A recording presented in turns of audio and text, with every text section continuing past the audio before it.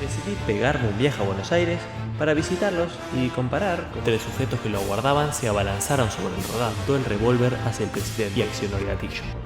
El chico corrió con el paquete en manos y lo lanzó a sus pies. El caso es que huyeron juntos, para nunca ser encontrados. Y en este episodio empezamos con un caso parecido a los anteriores, aunque en esta ocasión un arma sí se llegó a disparar. Con ustedes el caso Victorino de la Plaza. El 9 de julio de 1916 se celebraba el Día de la Independencia, siendo esta una ocasión especial al conmemorarse 100 años de la misma. Para la ocasión se llevó a cabo un gran desfile militar en Plaza de Mayo, aunque sin contar con el entusiasmo de hacía 6 años en el centenario de la Revolución de Mayo, ya que Argentina y el mundo se encontraban en tiempos difíciles. En el mundo, la Primera Guerra Mundial dejaba batallas sanguinarias nunca antes vistas y mucha incertidumbre por el futuro. Por otra parte, después de 3 décadas de ejercicio ininterrumpido del poder, el Partido Conservador debía dejar la presidencia, ya que Hipólito Yrigoyen había ganado las elecciones de abril ese mismo año, aunque su asunción como presidente estaba prevista recién para el 12 de octubre, haciendo que los festejos por el centenario de la independencia fueran presididos por un incómodo Victorino de la Plaza, el cual sabía que en solo 3 meses tendría que dejar su puesto. Pero a pesar de la inestabilidad política, la gente se aglomeró en Plaza de Mayo para presenciar el desfile militar, el cual también contó con representantes de delegaciones extranjeras como Brasil y Uruguay, en señal de fraternidad sudamericana. Cuando terminaron de desfilar los militares, llegó el turno de los Boy Scouts, y tras ellos se sumaron jóvenes sueldos, entre los que logró colarse el anarquista Juan Mandrini, con un revólver en la cintura y la intención de relevar al presidente antes de tiempo. Juan Mandrini, hijo de italianos, pasaba gran parte de su tiempo libre escribiendo versos contra los tiranos. Los sectores populares argentinos ya habían dado muchas muestras de descontento hacia el régimen conservador debido a las injusticias, desamparos y brutalidades a las que sometían a los trabajadores. Que las elecciones las hubiera ganado un radical era una clara muestra del descontento de las clases obreras. Pero a pesar del logro, Juan tenía otros planes para el último presidente del viejo régimen. Viendo al presidente en el balcón de la Casa Rosada, y a pesar de no ser un tirador experto y estar a una considerable distancia, apuntó contra el mandatario y apretó el gatillo del arma, la cual esta vez sí se disparó. Sin embargo, la bala dio en una moldura de la Casa Rosada, fallando su objetivo por solo 30 centímetros, como el tamaño de un teclado de computadora. Cuando intentó disparar otra vez, la inmensa cantidad de testigos lo detuvo y casi lo linchan, de no ser por la policía, la cual se lo llevó detenido, mientras gritaba «¡Viva la anarquía!». A pesar del atentado, el presidente siguió con los festejos como si nada hubiese pasado. Posteriormente, el presidente lo perdonaría al tratarlo de loco, concediendo que lo condenaran por disparo con arma de fuego y no por tentativa de homicidio, reduciendo su condena a solo 1 año y 4 meses en prisión. El presidente se limitó a decir: «Este loco merece que lo condenen por mal tirador». A pesar de ser perdonado, Juan no cambió de parecer en cuanto a sus ideales, pasando todo su tiempo en prisión, leyendo y escribiendo poemas contra los tiranos. Como vimos, el presidente Yrigoyen obtuvo mucho apoyo de parte de las clases populares durante su primera elección, viéndose también reflejado en la segunda, obteniendo casi el 60% de los votos. Sin embargo, la crisis internacional de ese momento, la cual desembocó en el crack de 1929, trajo consigo consecuencias económicas que afectaron a la población. El país empezó a sufrir una inflación cada vez más intensa, siguiendo la pérdida del poder adquisitivo del salario y una drástica caída del gasto público. Estos contratiempos empezaron a afectar el vasto apoyo con el que contaba al inicio de su presidencia. A las 11:30 de la mañana del 24 de diciembre de 1929, Yrigoyen se subió a su auto, para este punto ya existían autos, para ir a Casa Rosada como de costumbre. Junto al presidente se sentó su médico personal, Osvaldo Meave, y al lado del conductor se ubicó el subcomisario Alfredo Pizia Bonelli, jefe de la custodia. Además, siguiendo el auto del mandatario, iba otro con personal policial para brindar seguridad al presidente. A esta altura ya deberían empezar a cambiar de estrategia, me parece a mí. Y como si de un déjà vu se tratase, un hombre que esperaba en la vereda saltó a la calle con un revólver, se pone frente al vehículo y efectúa 5 disparos, los cuales esta vez sí salen del arma. El conductor hace una maniobra para evitar al atacante, mientras el subcomisario Pizia, herido en el abdomen, y los custodios repelían el ataque. El tirador, por primera vez en la historia y de forma bastante poética, muere en la escena luego de recibir 5 disparos propinados por la policía. Irigoyen, ileso, intentó ver al atacante, pero la custodia lo retuvo, apurados por huir de la escena. Posteriormente descubrieron que el atacante había sido Walterino Marinelli, un anarquista de origen italiano de 44 años de edad, residente en Argentina desde el año 1905. A pesar de ser el que más cerca estuvo hasta el momento, este intento de magnicidio es bastante corto de resumir, ya que no hay mucha información sobre la planificación del atentado, sus motivos o el contexto de sus acciones. En gran parte por los 5 balazos que le encajaron al tirador antes de que tocara el piso. Bueno, estamos en el lugar donde intentaron matar a Irigoyen. Este es el hotel, o era el hotel, donde estaba el asesino. Y corriendo para allá es supuestamente el lugar donde ocurrió el atentado. No quedó nada del lugar. Estábamos intentando encontrar alguno de los edificios y no logramos encontrar nada. Por lo que suponemos que la mayoría de todas las cosas han sido cambiadas desde el atentado. Ok, de vuelta a estudio. Aunque este atentado no logró destituir al presidente, una organización, 6 meses después, sí lo logró, dando inicio a la primera dictadura militar argentina. Este periodo es conocido como la década infame y transcurrió desde 1930 hasta 1943. Durante ese periodo, los gobiernos buscaron impedir que la Unión Cívica Radical pudiera volver al gobierno mediante proscripciones y fraudes electorales. La década infame terminó con la revolución de 1943. Toda esta movida es muy larga y confusa, para eso está acá en el encuentro. Lo que nos interesa a nosotros es que para junio de 1946, Perón asume su primer presidencia.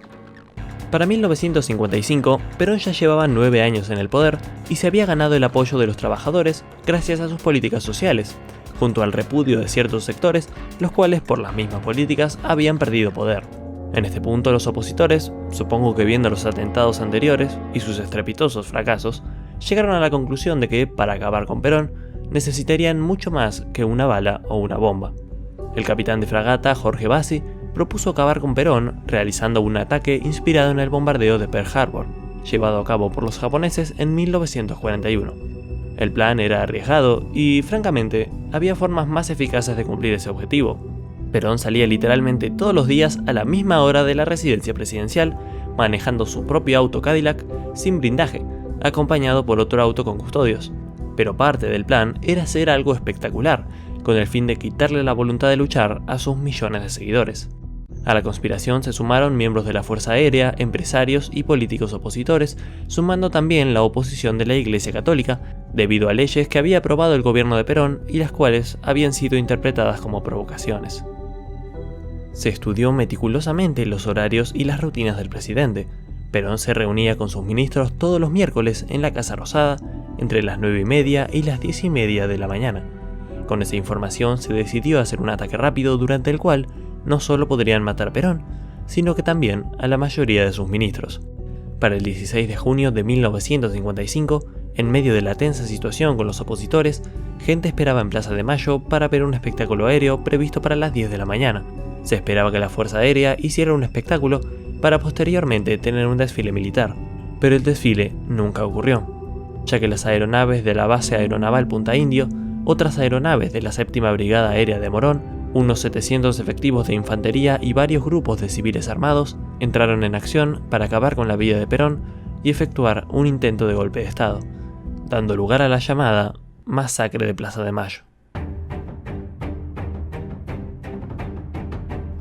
A las 12:30 del mediodía, los aviones empezaron a sobrevolar la ciudad de Buenos Aires, cosa que no llamó del todo la atención debido al anuncio del espectáculo aéreo, pero apenas cayó la primera bomba, el caos se apoderó de la ciudad. La primera bomba erró su objetivo y cayó sobre un trolebús lleno de niños, matando a todos sus tripulantes. Debido a la mala visibilidad, varias de las bombas erraron sus objetivos, impactando en la población civil. El ataque aéreo se realizó en sucesivas oleadas entre las 12:40 y 17:40 y se atacaron la Plaza de Mayo, la Casa Rosada, el edificio de la CGT y alrededores.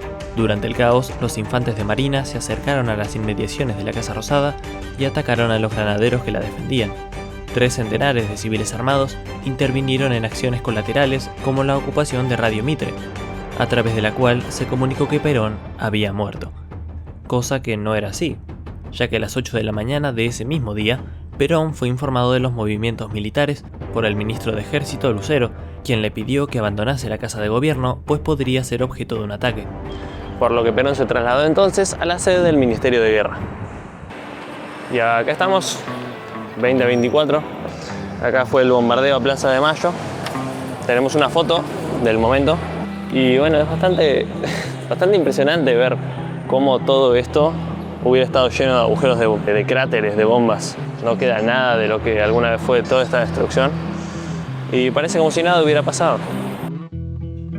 Este es uno de los hechos históricos más interesantes de la historia argentina en el siglo XX, y por lo mismo es muy difícil resumirlo todo en tan poco tiempo. Si les interesa, en la descripción les dejo el link a un video mucho más completo del canal La Historia Oculta. Pero para cerrar el tema, varios regimientos del ejército, junto con civiles peronistas, acudieron para defender al gobierno, logrando la rendición de los rebeldes y Perón volviendo al poder. Ahí está, ¡viva Perón! ¡Viva Perón!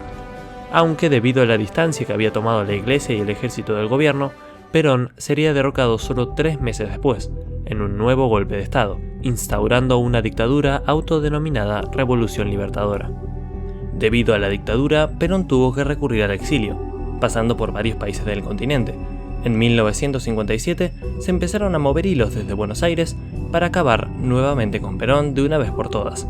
Le encargaron la misión al coronel Héctor Cabanillas y al sargento primero Sorolla. Cabanillas, un antiperonista fanático, había planeado y participado en 2 atentados fallidos contra Perón anteriormente, pero esta parecía ser la oportunidad definitiva. Mientras Perón residía en Caracas, Venezuela, Cabanillas le presentó el plan a su secuaz Sorolla. El plan tenía como objetivo ganarse la confianza de Perón, e iba de la siguiente manera. Sorolla se hizo pasar por un peronista rabioso hasta caer preso. Una vez detenido, fingió una crisis nerviosa para ser trasladado al hospital y de allí se fugó a Montevideo con la ayuda de su socio, el coronel Hamilton Díaz. ¡Oh, no! La noticia del preso peronista fugado comenzó a correr y, como se pretendía, llegó a oídos de Perón. De Montevideo, Sorolla llegó en un accidentado viaje por tierra a Caracas en abril de 1957 y fue a ver al general, quien lo recibió como un héroe de la resistencia. Al creerlo desamparado, terminó contratándolo como mecánico y guardaespaldas. Así de loco como suena, el plan salió a la perfección y Sorolla se ganó tanto la confianza de Perón que lo acompañaba en sus caminatas diarias portando su pistola. La Revolución Libertadora envió funcionarios argentinos a Venezuela para entregarle a Sorolla instrucciones para acabar con el militar. Le dieron una bomba de tubo para colocar debajo del Opel del general, junto con un papel que le indicaba que el atentado debía concretarse el 25 de mayo, con el fin de causar un impacto mayor. El 25 de mayo, Perón tenía planeado hacer un asado, por el cual se movilizaría en su auto. Sorolla aprovechó y se inventó una excusa para huir del país ese día 25. Le dijo a Perón que había recibido la noticia de que su madre agonizaba y se iría de vuelta a Argentina. Perón le creyó, e incluso le ofreció dinero para el viaje. Sorolla cada tanto ayudaba en el mantenimiento del auto que utilizaba Perón, volviéndose amigo del chofer Isaac Guilaberte. La noche del 24 fue a despedirse de Guilaberte antes de emprender su viaje, no sin antes decirle que se quedara tranquilo, que le iba a hacer unos ajustes al motor para que todo quedara perfecto para la jornada del 25. Cuando nadie lo veía, colocó la bomba de manera vertical en el motor junto a un detonador que iniciaría una cuenta regresiva cuando el motor se encendiera. Con todos los preparativos listos, Sorolla se subió a su avión esperando que al aterrizar, la noticia de la muerte del general estuviera en la tapa de todos los diarios. Pero las cosas no salieron como lo planeado ese 25 de mayo. Como se habían sumado invitados a último momento, Guilaberte decidió usar el auto antes de lo previsto para ir a comprar más carne para el asado. Al no seguir la rutina de calentar el motor 5 minutos antes, la cuenta regresiva inició antes de lo previsto, y cuando Guilaberte estacionó el auto en la calle y entró en una carnicería, el Opel explotó, incendiándose a medias por la explosión y fragmentando 82 ventanas en 17 departamentos de la cuadra. Por suerte, Guilaberte solo quedó herido en una mejilla. Todo lo que podía salir mal, salió mal. De pura suerte, la bomba estalló minutos antes de lo previsto y muchísimo antes de que Perón estuviera en el auto, aunque luego se determinó que, por la ubicación de la bomba, esta había destruido el motor, pero no los asientos, así que se pone en duda su efectividad incluso si Perón estaba donde debía estar. Sorolla se enteró de todo cuando el avión en el que había huido esa mañana llegó a Bogotá. Años después, Cabanillas diría: "He cometido pocos errores en la vida, y esos pocos me duelen. Tal vez ninguno me duela tanto como no haber podido matar a Perón". A pesar de todos los intentos fallidos de acabar con la vida de Perón, este finalmente murió en 1974, a causa de una fibrilación ventricular, en la Quinta de Olivos, asumiendo la presidencia la hasta en ese momento vicepresidenta María Estela Martínez de Perón. Aunque, si recuerdan algo de historia, saben que lo que le seguiría a eso sería una dictadura cívico-militar, la cual traería consigo intentos de asesinato, algunos con resultados explosivos, que veremos en el próximo y último episodio de Intentos de Asesinato a Presidentes Argentinos. Gracias por ver y hasta el próximo episodio.